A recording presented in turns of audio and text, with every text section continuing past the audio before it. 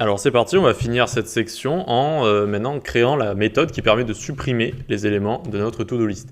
Donc jusqu'à présent, voilà, quand on écrit un élément, on ne peut pas le supprimer.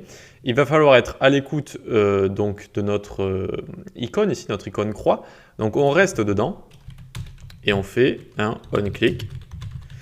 Et on va faire une fonction anonyme vu qu'on va vouloir passer à chaque fois l'index de l'élément sur lequel on va cliquer. Donc d'abord une fonction anonyme, puis la référence à notre fonction.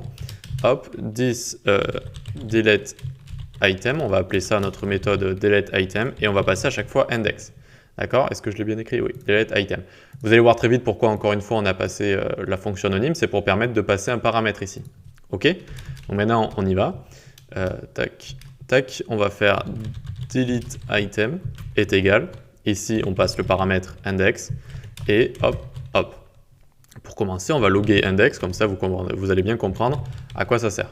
Ok, donc console log index, là j'écris A, B, C, et donc quand je clique ici 1, quand je clique ici 2, quand je clique ici 0. Ok, ça montre bien l'index. Du coup, vous l'aurez deviné, vu qu'on a l'index, on va pouvoir supprimer l'élément qu'on veut de notre tableau, tout simplement. Donc hop, ici, tac. Tout d'abord, on va faire un const ar égale 10.state.items. Donc clairement, on prend juste le tableau et on le met dans une constante. Le tableau items qui est dans notre state ici. Hop, et ensuite en dessous, on va faire ar.splice. Splice, ça sert à enlever, enfin ça sert à pas mal de choses, mais ça peut servir à enlever un élément d'un tableau. D'accord? Donc ici, on va enlever un élément à partir de index. Donc à partir de index, on enlève un élément, voilà, tout simplement.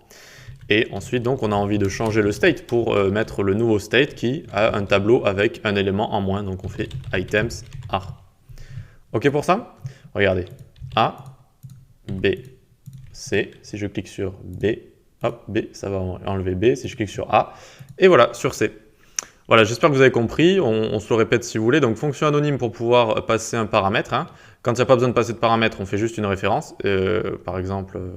Vous voyez, 10.unsubmit, 10.unchange. S'il faut passer un paramètre, ici notre index, eh bien on fait une fonction anonyme avant qui nous permet de passer un paramètre ensuite dans notre fonction ici. Donc ici ensuite on crée un tableau à partir de notre tableau item, items de notre state. Ensuite on va le splice, donc on va enlever un élément de ce tableau et on va du coup mettre à jour notre state avec cette state.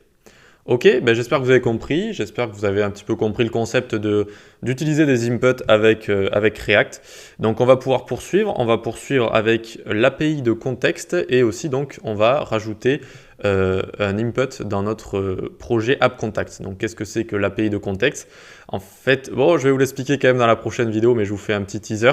Ça va être un endroit où va être réunis tous les states qu'on a envie d'utiliser, d'accord, de nos composants, et on va pouvoir les utiliser n'importe où, d'accord? Pourquoi? Parce que en fait, quand on a des states comme ça et quand on va discuter entre les composants, eh bien, ça va former des couches que je vais vous montrer dans une petite diapo juste après.